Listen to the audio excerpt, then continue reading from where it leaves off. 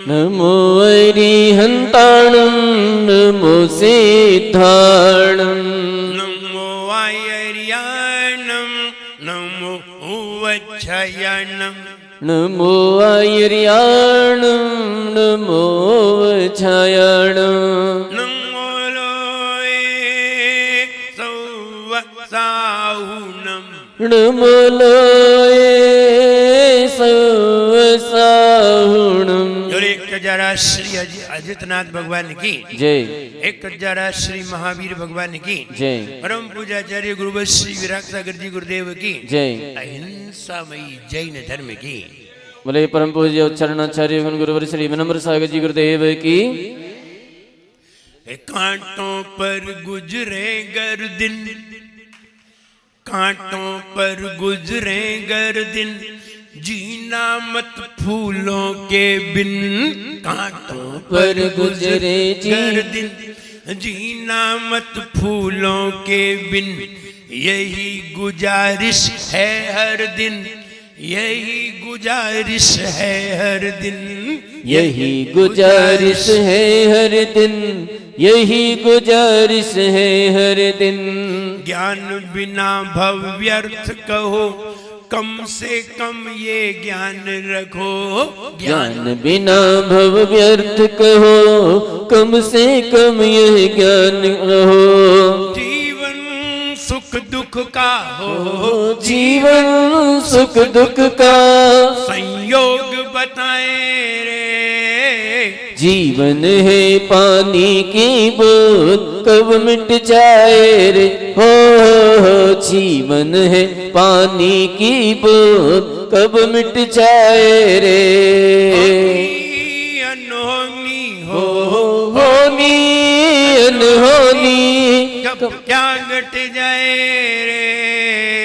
जीवन है पानी की बूंद, कब मिट जाए रे हो। जीवन है पानी की बूंद, कब मिट जाए रे। हर व्यक्ति ये चाहता है कि हमारे जीवन में कभी भी ऐसे संयोग ना आए कि जिससे मेरे परिणामों में संक्लेशता हो।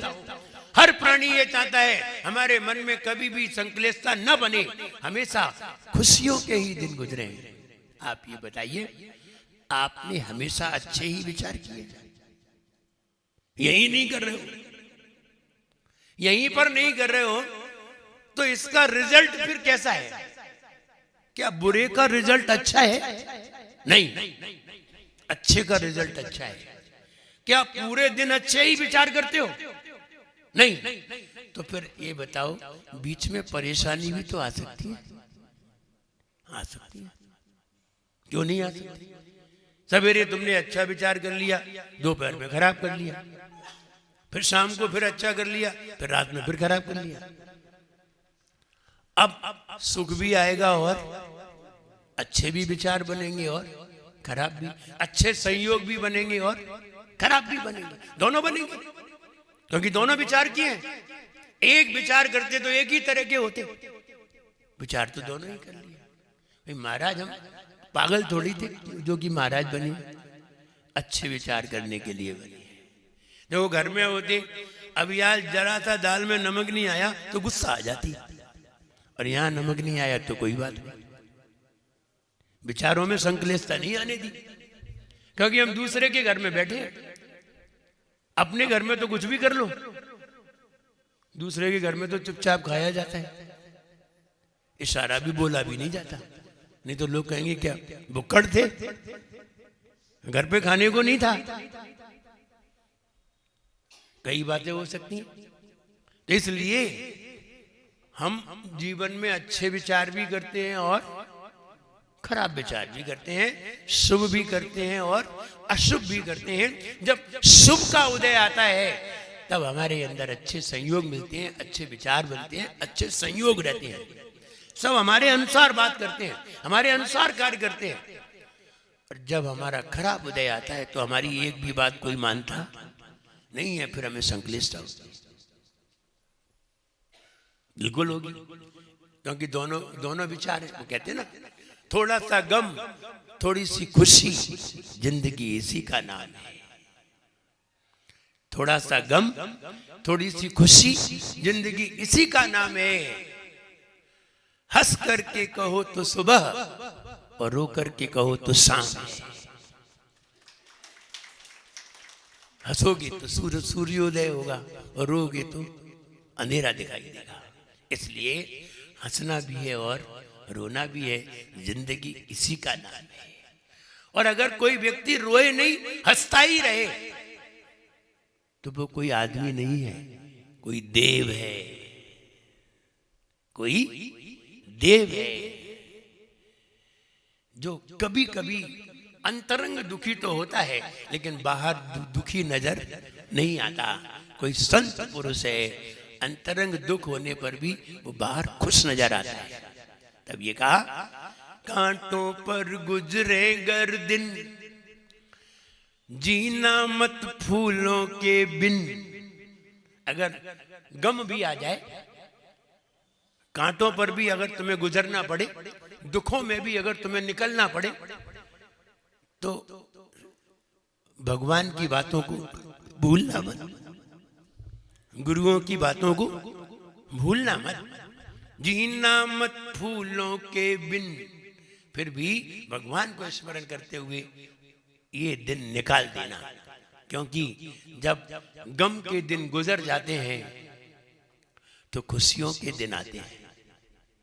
गम गुजरे नहीं तो खुशियां आती भी नहीं है, और गम बिना खुशियां आती नहीं है। ये भी बात सही है। और पहले खुशी चाहते हो कि दुख चाहते हो? आप पहले क्या पसंद करोगे? सुख भी है, दुख भी है। और आपसे कहा बताओ क्या पसंद करना है, लेकिन दोनों चीजें मिलेंगी। जो पहले मिली है वो बाद में नहीं मिलेगी, और पहले मिली है वो बाद में, जो पहले नहीं मिली है वो बाद में मिलेगी। अब पहले क्या चाहोगे? क्या चाहोगे? दोनों चीजें, दुख भी है और सुख भी है। क्या पसंद करोगे? पहले सुख कर लिया, बैठ गए घोड़ी पे, अब आया बाद में क्या आया? पहले क्या ले लिया? पहना वो माला, टिका दी गर्दन वहां, पहन ली माला, बड़े खुश हो रहे थे, सब ताली बजा रहे थे, वे ताली बजा के भाग गए सब। अब भुगतो, पहले सुख ले लिया ना, अब बाद में क्या मिलेगा? आ रही पंडित जी समझ में? आ रही समझ? पहले दुख ले लेते तो बाद में क्या मिलता? सुख। विचार करिए, आपकी जेब में 100 के नोट बहुत पुराने रखे हैं, गंदे मैली कुचैली, और बैंक से अभी निकाल के लाए 100 के 10 नोट। अब बताओ पहले कौन से टिकाओगे दुकान पे जाके? अच्छे टिकाओ? नहीं, पहले क्या निकालेंगे? पुरानी निकालेंगे, अच्छे जेब में बाद में निकालेंगे। आपकी थाली में रसगुल्ले भी आए हैं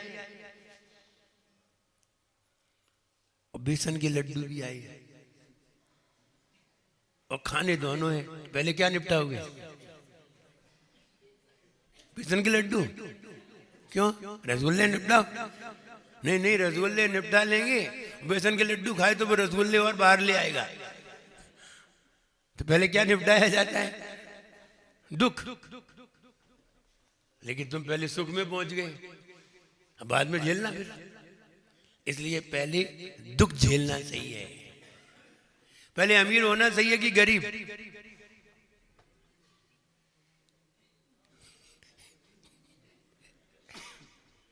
पहले अमीर होना अच्छा है कि गरीब होना अच्छा है?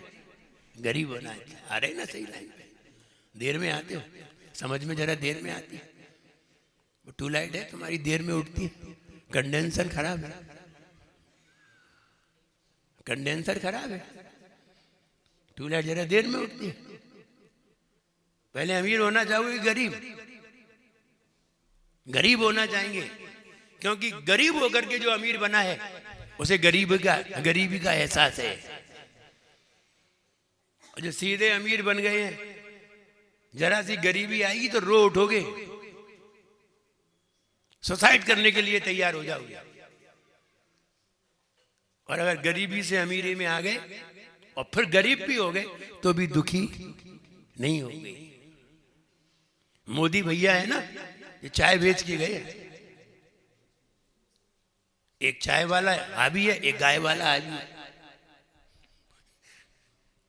चाय और गाय दो ही हावी है, बाकी लोग हाय हाय कर रहे हैं। चाय और गाय सबसे आगे, हारी होगी समझ में। एक चाय वाले की कीमत, गाय वाले की कीमत, क्योंकि वो गरीबी से उठ के गए। और जो गरीबी से उठ के गया है उसको गरीबों के लिए बहुत नजर है, उसकी गरीबी पर बहुत नजर है। वो चाहता है गरीबों के लिए ये हो, गरीबों को ये मिले, गरीबों की ऐसी व्यवस्था हो। और जो अमीरी में रहे हैं इन्होंने कभी गरीबी देखी नहीं है। इसलिए पहले दुख उठाना अच्छा है, बाकी उसके बाद सुख लेना अच्छा है। महिलाएं गर्भवती होती हैं, बच्चों को जन्म देती हैं, पहले दुख लेती हैं कि सुख? दुख। बाद में जब जन्म हो जाता है बच्चे का तब सुख महसूस होता है, पहले तो दुख ही है। इसलिए पहले दुख झेल लेना चाहिए, जिससे कि बाद के लिए तुम्हारे लिए क्या रहे? सुख रहे। इसलिए तो घर में आते ही रहते हैं, विवाद होते ही रहते हैं। कभी हमारे मन की होती है, कभी हमारे मन की नहीं होती। कभी हम भी किसी की मन की करते हैं, कभी हम अपने मन की भी करते हैं।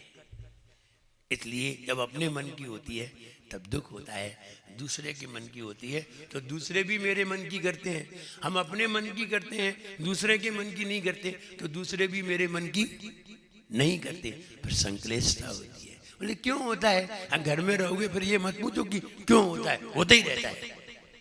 घर इसीलिए, घर इसीलिए थोड़ा सा गम, थोड़ी सी खुशी, जिंदगी इसी का नाम। हंस के कहो तो सुबह और रो के कहो तो शाम। इसलिए आपने पूछा था समोज शरण क्या एक ही लगता है, वहीं भगवान आते हैं घूम के वहीं आ जाते हो? नहीं नहीं, भगवान जहां जाते हैं वहीं समोज शरण लग जाते हैं, नए नए होते हैं।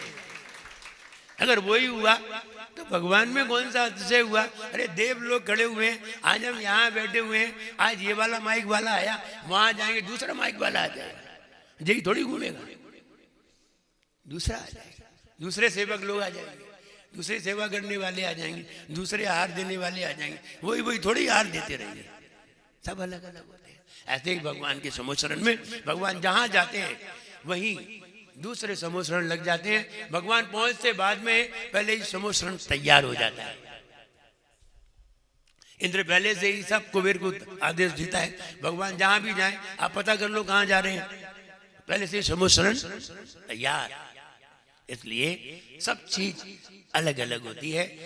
जहां तक कि भगवान विहार करते हैं तब भगवान ये कहते हैं कि अगर जिस कमल पे उन्होंने चरण रख दिए तो दोबारा उस कमल पे चरण नहीं रखते, नए आते हैं। उन्निद्र हेम नव पंकज पुंज कांति परयुल्लसन नख मयूख शिखा विरामौ पादौ पदा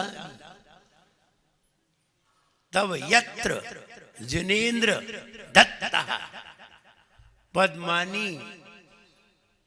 तब वो अलग अलग कमल विराजमान करते हैं, जहां जहां चरण धरते हैं पद्मानी तत्र विबुधा परिकल्पयन्ति। तो ये कहते हैं कि जहां जहां भगवान कदम रखते हैं वहां वहां देव लोग नवीन नवीन स्वर्णमय कमल की रचना कर देते हैं। क्यों कर रहे हैं देव? उनकी भक्ति है।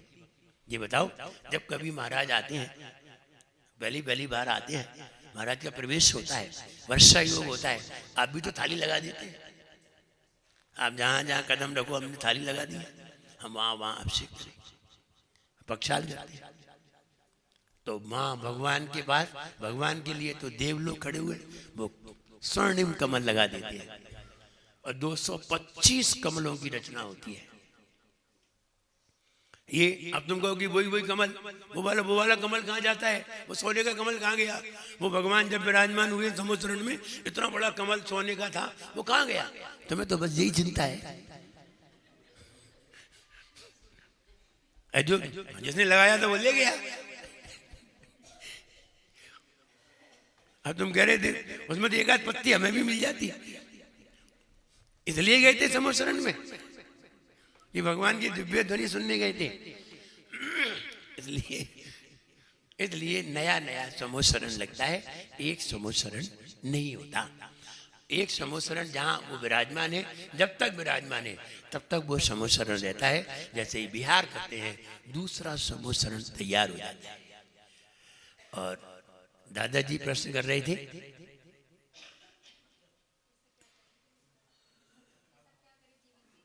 ऐसा क्या